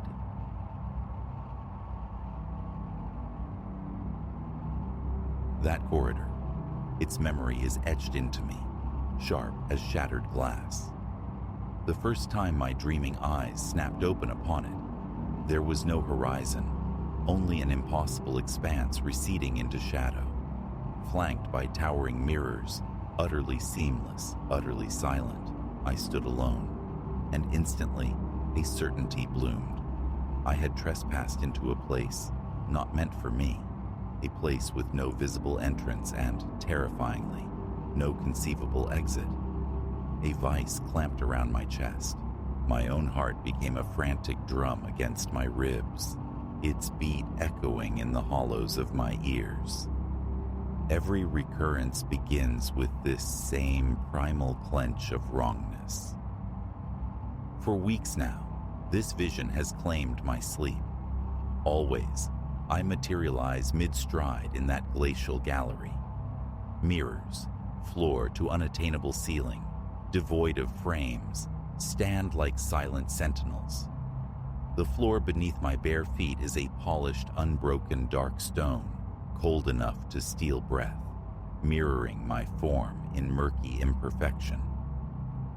Overhead, a diffuse, sourceless white luminescence illuminates everything with stark clarity, yet offers no warmth, no focal point, just an even, clinical glare. Instinctively, my gaze finds my reflection. It is me. Same hair, same eyes, same mouth, yet profoundly alien. A subtle vacancy haunts the eyes, perhaps, or a grim stillness settles on the lips that feels unlearned, unfamiliar. I test it, raising a hand. The image complies, a perfect shadow, a fleeting reassurance. Then, the blink. I blink, and my mirrored self follows, but with a minute, sickening lag, a fractional delay that shatters the illusion. My stomach plummets. Air catches in my throat. Mirrors are not supposed to hesitate. Hesitantly, I venture forward. Each footfall cracks the silence, a sharp report against the stone. The corridor stretches, infinite. Step after step reveals only more mirrors, more reflections angled slightly differently, 1,000 iterations of my solitary self. Then, a flicker at the edge of sight within one pane. A second me, positioned impossibly, observing from an angle I do not occupy. I whip around. Behind me lies only the receding vista of polished stone and reflected glass. Turning back, the offending mirror shows only my singular, startled face. My pulse stutters. Breath grows thin. I rub my hands together, seeking friction, seeking normalcy. I press on, forcing one foot before the other, a deliberate, measured pace. The silence is broken only by my steps and the ragged whisper of my own breathing. A dryness scrapes my throat. Tension knots the muscles at the base of my neck. Mirror after mirror parades past, each separated by mere inches, creating a dizzying infinity of selves marching into the distance. This isn't the playful illusion of a funhouse. It feels weighted, peopled. The fine hairs on my neck prickle. My palms turn damp. I stare straight ahead, desperate for a door, a seam, any deviation. Nothing. Just glass. I trace a finger across one surface, impossibly smooth, unnervingly cold. It feels thin, almost permeable. Yielding to a reckless impulse, I press my palm flat against it. Solid, unyielding. Yet a strange residual chill seeps into my fingertips. Then, rupture. In a mirror to my left, while my own arms hang limp, my reflection slowly raises its left hand, palm out. A gesture to halt. I freeze, suspended. My heart batters my sternum with painful force. That mirrored hand remains aloft, its gaze locked onto mine. A dry, faint skittering sound begins, emanating from the glass itself. Fingernails. I realize with dawning horror. It's fingernails, etching invisible lines onto the inner surface. I recoil, stumbling back, but the reflection holds its pose, its stare unwavering. A bead of sweat traces a cold path down my temple. My breathing turns thick, heavy. A glance to the right offers no solace. That reflection grins, a slow, predatory baring of teeth utterly absent from my own grimly set face. Its hands are splayed against the glass, weight shifting as if testing the barrier, eager. My mind fractures. How? Why? My skin feels clammy, fingers tingling with pins and needles. The urge to flee becomes a physical ache. I retreat, step by hesitant step, eyes darting between the rogue reflections. My footfalls echo louder now, the corridor seeming to constrict. Turning, I confirm the impossible. Behind me, the same endless gallery stretches away. Some reflections mimic my fearful retreat. Others deviate. One cocks its head, analytical. Another stares with unnerving intensity, as if measuring me. The vice tightens on my chest again. I gasp for a full breath that won't come. Shouting seems futile. Who would hear? What exit could voice command reveal? I swallow against the dryness, tasting bile at the back of my throat. Forward then. It feels like wading through unseen resistance, each step heavier than the last. My mind screams for egress. I watch the mirrors slide past. Many show me as I am, tense, arms tight to my sides. Others wave languidly. Some knock, soft, insistent thuds against the glass. The sound spurs me faster. I break into a jog, the slap of my feet echoing, bouncing between the walls of glass. Breath tears from my lungs in ragged gasps.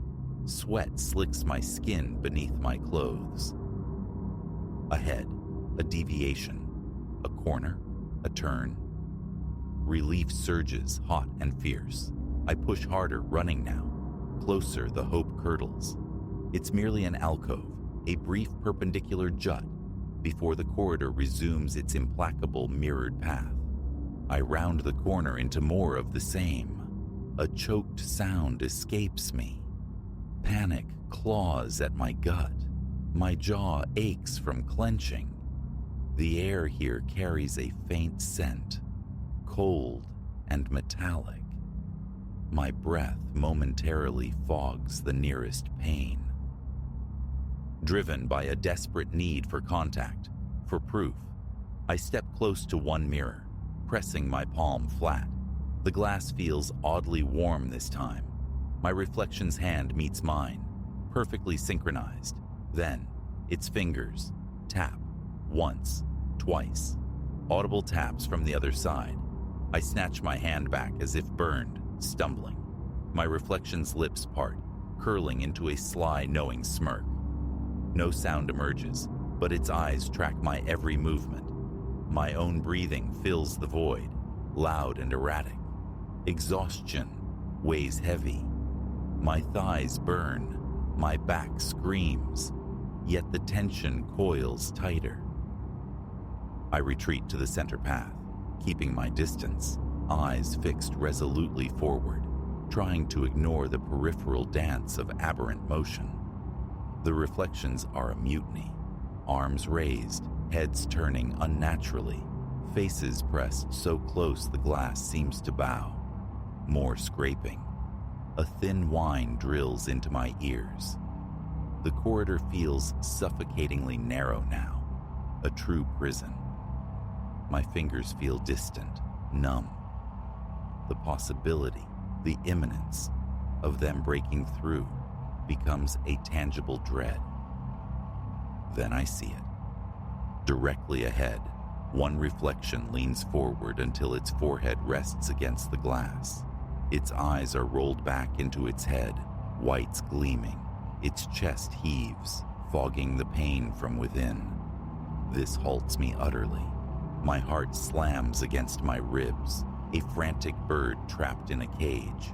It's so close I can see the unnatural pallor of its skin, the burst capillaries in its eyes. Tremors rack my body. My arms hang like lead weights. I edge backward, and the reflection in the adjacent mirror to my left slowly reaches out, fingers splayed against the glass, beckoning.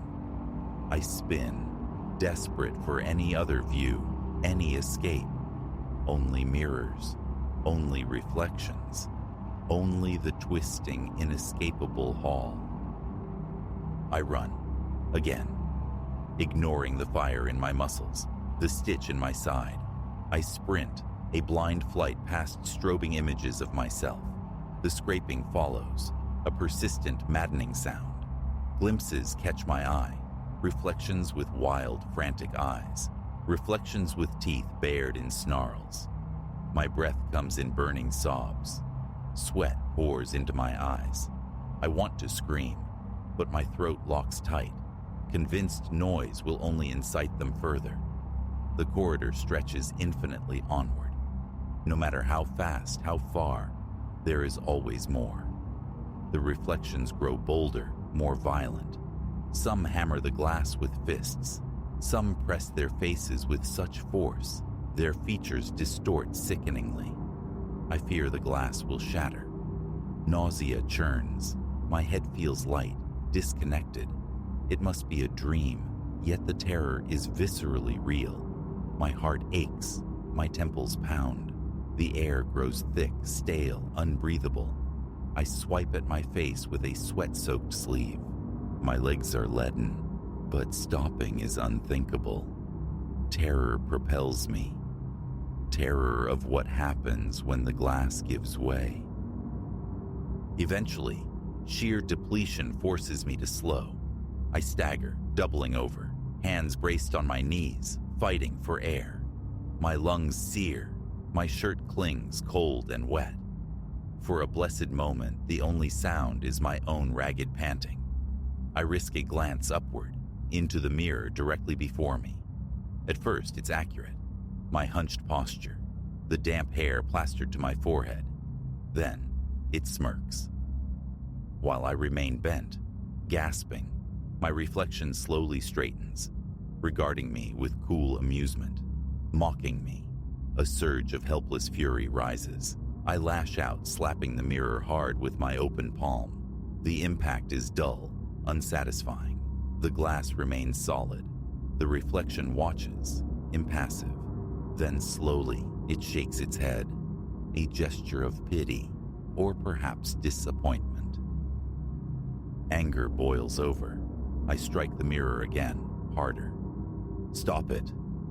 The cry rips from my throat, echoing endlessly down the corridor. No response. The reflection merely stares. Then I notice the others, flanking it. They have stilled. All movement has ceased. They hang suspended, watching, waiting. My voice dies. Silence descends, thick and expectant. They're listening. My heart renews its frantic assault. Waiting for what? I take a shaky step back. My central reflection takes a step forward, towards the glass. My mind reels. Breath comes in short, sharp bursts. Cold sweat breaks across my skin. The reflection presses its hand flat against the inner surface. I watch, mesmerized with horror, as its fingers seem to curl, finding purchase. The glass visibly bulges outward. A low whisper escapes my lips. No. Acid burns my throat. I turn and bolt. Shoes squeak on the polished stone. Breath rasps. Direction is meaningless. Only distance matters. The mirrored walls become a vertiginous blur.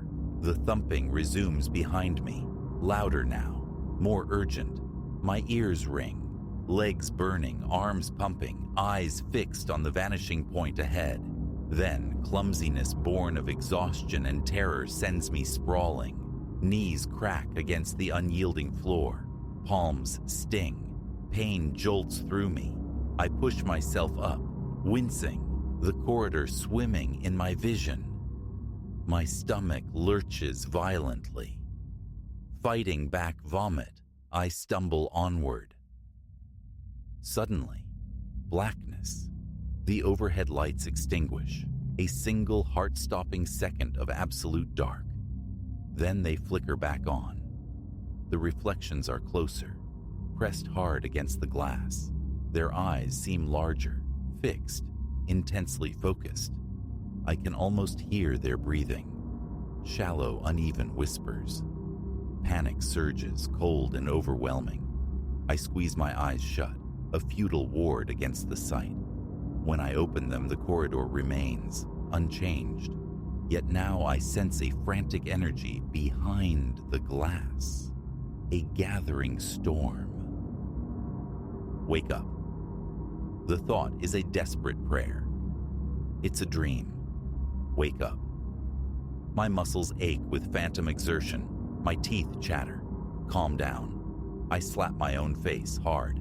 Then again, hoping the shock will sever the connection. Nothing. I keep slapping until my cheek stings, tears of frustration blurring my vision. I look into the nearest mirror. My reflection mimics the action, but always that fractional terrifying delay. A loud crack echoes through the hall. I freeze. The sound resonates, sharp and final. Searching wildly, my eyes land on a mirror just ahead. A hairline fracture runs down its center, a silvery thread against the dark glass. My reflection in that mirror is smiling. A second crack splinters from the first. My pulse hammers in my throat. Nausea washes over me in a sickening wave. I cannot watch what comes next. I turn and run. And the world shifts. The corridor seems to tilt violently. My head spins. My eyelids flutter. And I bolt upright in bed, gasping, drenched in cold sweat. My heart pounds against my ribs, a frantic echo of the dream's terror. My hands tremble. I scan my bedroom, desperate for normalcy. Moonlight stripes the floor. A distant car hums.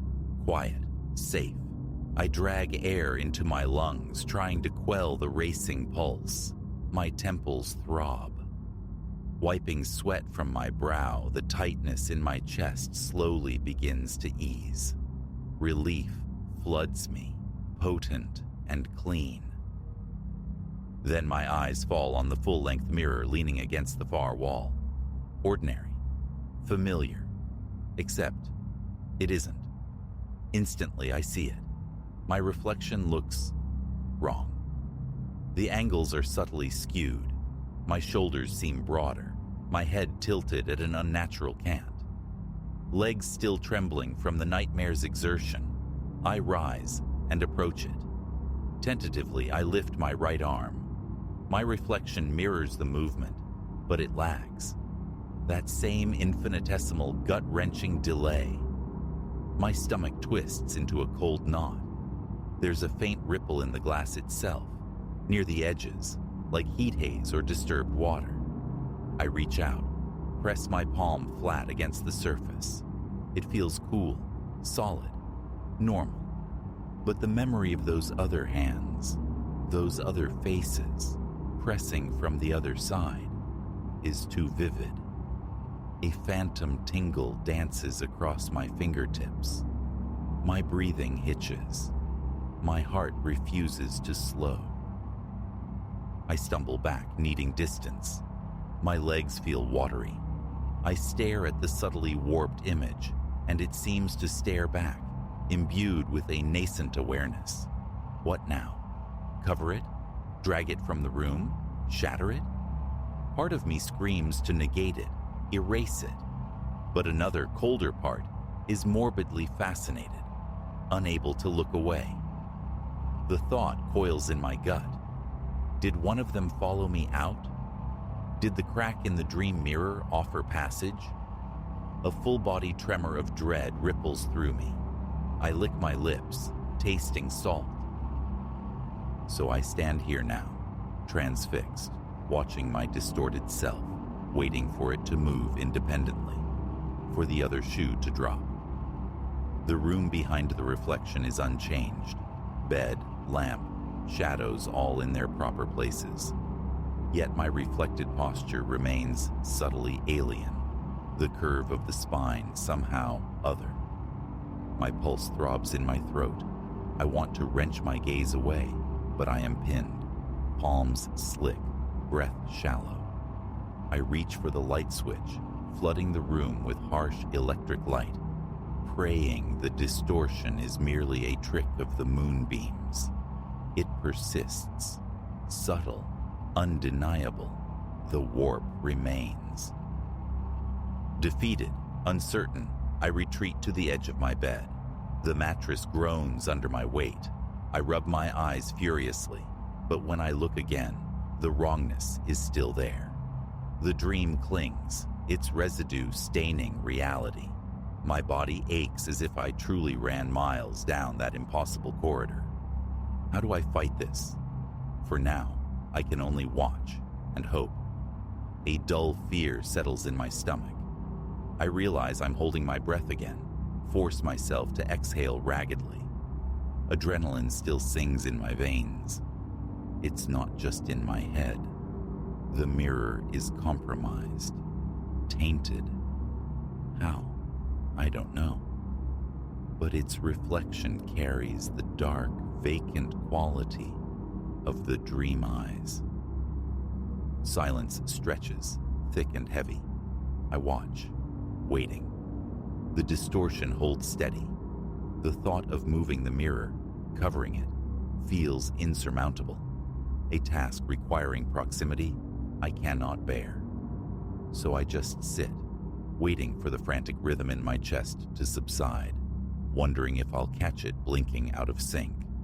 Every glance now triggers that same cold dread from the corridor. The dream hasn't ended. It has merely changed location. How do I make it stop? Sweat beads on my forehead again. My mouth is parchment dry. My heart still races. I strain my ears, listening for the faintest scrape, the softest tap. I watch for the slightest independent flicker in the glass. The silence is too deep, too watchful. The fear that the dream has bled into my waking world is a cold certainty. Eventually, I lie back, eyes fixed on the ceiling, darting nervously towards the mirror every few seconds. My muscles remain coiled, ready for flight. Sleep beckons, exhaustion pulling at my eyelids, but I fight it, terrified of returning to that place, terrified of what might happen if I sleep while it watches.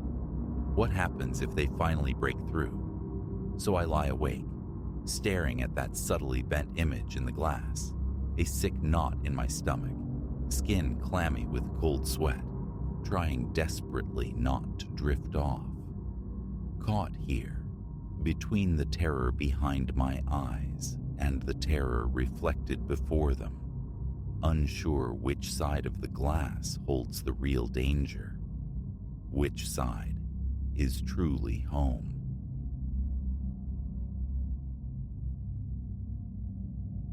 A crimson pinprick pulsed rhythmically high in the lobby's gloom, the security camera's unwavering eye.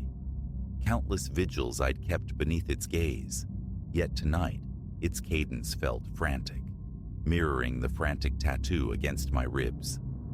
An unnamed wrongness saturated the air, heavy as unshed rain, laced with the acrid tang of something akin to fear. Little did I suspect how this utterly quotidian stretch of graveyard hours would unravel, plunging me headlong into a vortex that threatened my grasp on duty, allegiance, and the very substance of reality. Elias, that's the name tag pinned to my chest, guardian of the night shift at Apex Meridian Tower for 3 circuits around the sun. By day, a monument of sun-struck glass and burnished steel. By night, a different beast entirely, a cavernous warren of echoing voids and elongated shadows where silence reigned supreme. Usually, the profoundest struggle was against encroaching slumber. Not this night. This night, the foundations shifted. The catalyst arrived via telephone. Its sudden, piercing shriek tore through the lobby's stillness, jolting me upright.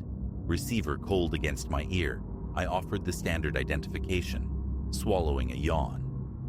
Apex Security, Elias speaking. A void stretched on the line. Then, fragile as spun glass, a woman's whisper. Please. Help. I'm trapped. Adrenaline surged, sharpening my focus. Ma'am, your location? Can you pinpoint where you are? Her reply, fractured by tremors. Unknown, utter darkness, no windows. You must find me before they return. My thoughts skittered. A cruel jest, a management drill. Yet the raw terror threading her words felt undeniable. All right, I managed, striving for a calm I didn't possess. I will help. Give me anything, any sensation, any sound.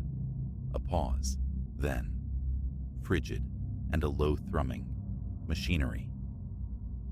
The sublevels. Instantly, the image formed. The building's subterranean heart, housing boilers and ventilation systems. But access was restricted. How had she descended? And who were they? I'm coming, I assured her, the words tasting like bravado. Keep the line open if possible. Snatching my torch and radio, a moment's hesitation seized me. Regulations screamed for police notification, for waiting on reinforcements. Yet, an insistent gut feeling, primal and urgent, argued against delay. Time felt perilously thin. The descent in the steel cage of the elevator stretched into an eternity, each floor number glowing past with agonizing slowness. Finally, the doors slid apart, releasing a wave of refrigerated air and the omnipresent, deep-throated hum. My flashlight beam sliced through the oppressive dimness, glancing off sweating pipes and junction boxes studding the concrete expanse. Hello. My voice seemed swallowed by the space. Is anyone present? Silence answered, thick and unnerving. I pressed onward, my boot falls resonating starkly against the unyielding concrete. A growing disquiet coiled within me. The situation felt fundamentally wrong, skewed in a way I couldn't articulate. And then, nestled in a recess obscured by skeletal filing cabinets, I found it. A portal unseen on any previous patrol. Solid steel, featureless save for a numeric keypad, no external handle. Holding my breath, I pressed my ear flat against the cold metal. From the other side, faint but distinct, came the desolate sound of weeping. Hello? I called softly through the barrier.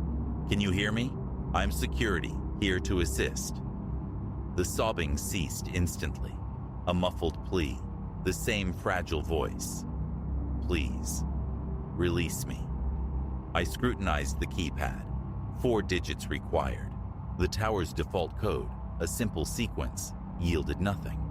Dates of significance, holidays, historical markers, proved equally useless. Impotent frustration surged. She was right there, separated only by this impassive steel plate. Ramming it seemed futile. The door looked capable of repelling far more than my shoulder. The scrape of a shoe sole on concrete spun me around, flashlight beam jumping. Marcus, another night sentinel, his face etched with confusion under the harsh light. "Elias, what the devil brings you down to the guts?" Briefly, urgently, I relayed the sequence of events. With each word, Marcus's expression shifted from puzzlement to grave concern.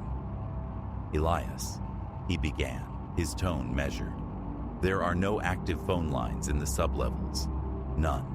And that door," he gestured towards the steel plate, "that's the entrance to the old civil defense shelter. It's been permanently sealed since long before our time here." A glacial tremor traced my spine. "But the call, Marcus. The crying. She's inside right now." He regarded me with an expression bordering on pity. "Come on, partner. Let's head topside. Bit of air might clear your head." But the conviction burned too fiercely. I knew the sounds were real. As he turned, I caught his sleeve. "Just open it, please. If it's empty, I swear I'll let this go." Marcus hesitated, a deep sigh escaping him, then gave a reluctant nod. "Fine, but don't say I didn't warn you. This thing hasn't been opened in decades." He approached the keypad, fingers tapping out a sequence. A sharp clack echoed as the mechanism disengaged. "How did you know?" I began, but Marcus interrupted, a note of unease in his voice. "Elias, perhaps we should reconsider." Too late. I was already heaving the massive door inward. Ancient hinges shrieked in protest, stiffened by long inertia. As the portal swung open, my torch beam cut through the darkness beyond, revealing nothing. An empty concrete shell. No terrified woman, no evidence of captivity, only dust-shrouded relics of forgotten furniture. I stood frozen, reeling. Had the strain conjured phantoms? Was my sanity fraying? Then, my light snagged on the floor. The thick layer of dust wasn't undisturbed. Clear recent footprints marched away from the doorway, deeper into the shelter's recesses. "Marcus," I breathed, the sound barely audible. "Look." I turned back, gesturing. But Marcus wasn't there. Standing silently in his stead was a figure utterly unfamiliar, impeccably attired in a severe black suit. His face was a mask. Before coherent thought could form, before alarm could translate into action, he lifted a hand. A blinding incandescence erupted, swallowing everything. Then, only oblivion. Consciousness returned abruptly. I was slumped at my console in the lobby, morning light shafting through the tall windows. My skull throbbed with a dull ache, and a phantom sense of significance lingered, a crucial event hovering just beyond recollection's grasp. As I collected my belongings, preparing for departure, the day supervisor appeared, radiating morning bonhomie. "Morning, Elias. Smooth night? Anything noteworthy for the log?" My mouth opened, then closed. Fragments flickered at the periphery. A desperate voice on the phone, subterranean cold, an unyielding steel door, indistinct, dissolving like mist.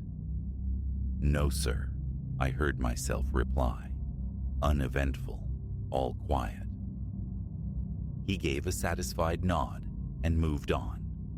But as I turned towards the main doors, my gaze drifted to the monitor bank, displaying the tower's myriad camera feeds.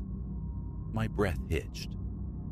There, starkly rendered in monochrome pixels, was the basement corridor. And tucked into its shadowed corner, unmistakable, sat a heavy steel door I had supposedly never seen. The following weeks became a disorienting cycle. Attempts to probe deeper, to grasp the elusive truth, invariably dissolved into lost time, finding myself abruptly back at the security desk with hours inexplicably vanished from my memory. My coworkers maintained a facade of normalcy, yet occasionally I'd perceive fleeting, guarded glances cast my way. Apex Meridian Tower, I now understand, is merely a facade itself, concealing depths I cannot fathom. A power resides here, capable of excising memories, of erasing inconvenient personnel. I commit this account to record while the clarity holds, gripped by the chilling premonition that my own erasure is imminent. Should this narrative find you, do not dismiss it. Do not repeat my failure to heed that desperate plea. Something monstrous stirs within these walls, a nascent terror poised to expand. Remember the camera's crimson pulse. Remember the subterranean door. And trust no one within Apex Meridian Tower, least of all, perhaps, the reflections in your own mind.